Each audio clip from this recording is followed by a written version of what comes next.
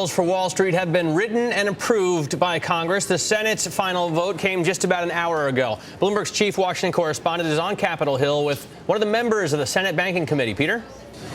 Thanks very much. I'm joined here by Senator Mark Warner, the Democrat of Virginia. As you mentioned, a member of the Banking Committee, one of the key negotiators through the course of this regulatory reform debate, the end of the line here today. Are you surprised you reached this point? Well, I'm pleased to see we reached this point. I mean, 2 years ago, we were seeing the beginning of a financial crisis that almost brought the whole world's financial system to a collapse. Financial Armageddon was being predicted, Dow at 6,500, 700,000 jobs a month being lost. I think we set new rules of the road in place today, and I actually take it as somewhat of a compliment that we've got some on the left, on my party, saying the bill didn't go far enough. We've got some on the right saying the bill went too far.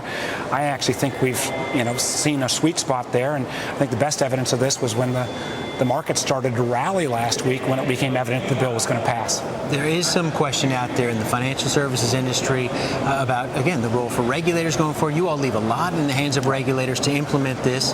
These are some of the same regulators who dropped the ball during the crisis. So that means we've set the rules out here. Now we've got to make sure how it's implemented. Now we've got to stay on the regulators. Now we've got to make sure that some of the new tools that we've created, contingent debt and the funeral plans for systemically important institutions, get implemented the right way. And there are areas, I got to tell you, I remember there was an amendment vote that said maybe we should go ahead and ban naked credit default swaps.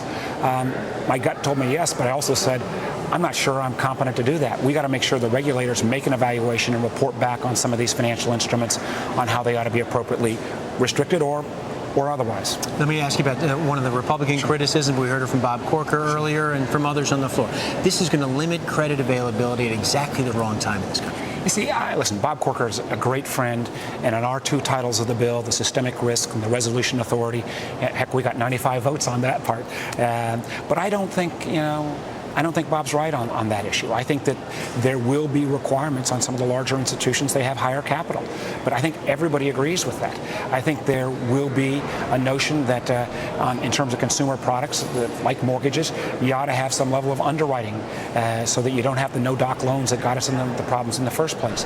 But I actually think, the best evidence that we've seen that the markets and, look at the financial stocks since it became evident the bill was going to pass. Look as well at some of the reaction from Europe that has been saying we're waiting for the United States to act. Now we've given some clarity. Some have suggested you might put U.S. banks at a competitive disadvantage. Listen, I think there were some aspects that if we would have taken that might have limited the asset size. For example, we've only got 4 of the top 50 banks in the world size-wise. That would have perhaps put them at a limitation. But when you're seeing some of the actions actually on compensation and other things taken in Europe, I think American banks are going to be very, very competitive for many, many years to come. Very busy day. Senator Mark Warner, as always. Appreciate the time. Thanks for joining us here on Bloomberg.